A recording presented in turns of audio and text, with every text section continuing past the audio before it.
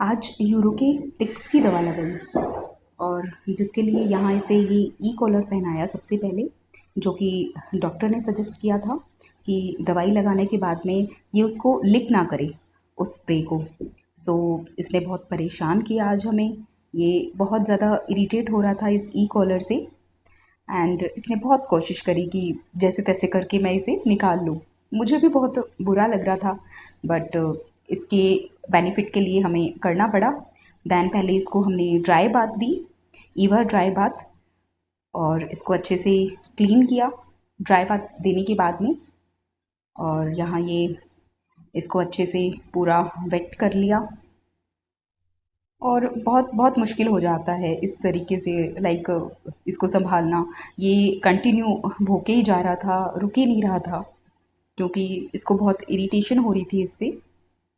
ये यहाँ उसके बाद में जो डॉक्टर ने स्प्रे सजेस्ट करी थी टिक्स के लिए, वो स्प्रे की इसे एंड इसकी पूरी बॉडी में अच्छे से स्प्रेड किया उसको स्प्रे करने के बाद में।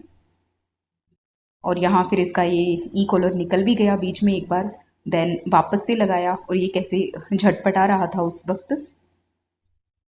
बहुत बहुत ज़्यादा इसने परेशान कर दिया आज क्योंकि इसे अनकंफर्टेबल लग रहा था वो। देन इसकी पूरी बॉडी में अच्छे से स्प्रे को हमने स्प्रेड किया, इसको पकड़ के रखा तब इसने कराया।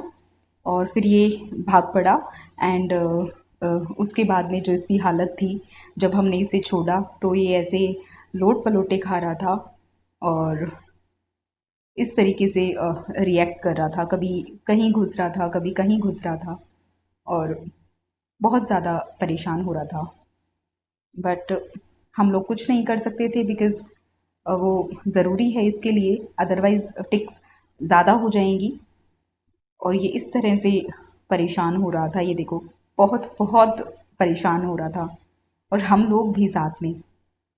और फिर इसको थोड़ी सी ऐसे तसल्ली हुई, इसको प्यार से बुलाया हम लोगों ने, ये बैठा तब। ये देखो फिर ये नाराज़ होके हम बुला रहे थे और ये झटपटा रहा था, नाराज़ होके उधर मुँह करके बैठ गया था। एंड उसके बाद इसे मम्मा दिखी और फिर ये मम्मा के पास गया और मम्मा को शिकायत कर रहा था, लाइक पूंछ हिला हिला के मम्मा को बता रहा था कि ये मुझे क्या कर दिया है इन्होंने। और देन उसके थोड़ी देर बाद हमने इसको लगभग 2 आवर्स के बाद में इसको हटा दिया था क्योंकि ये सूख गया था और डॉक्टर ने बोला है कि अब इसे नीला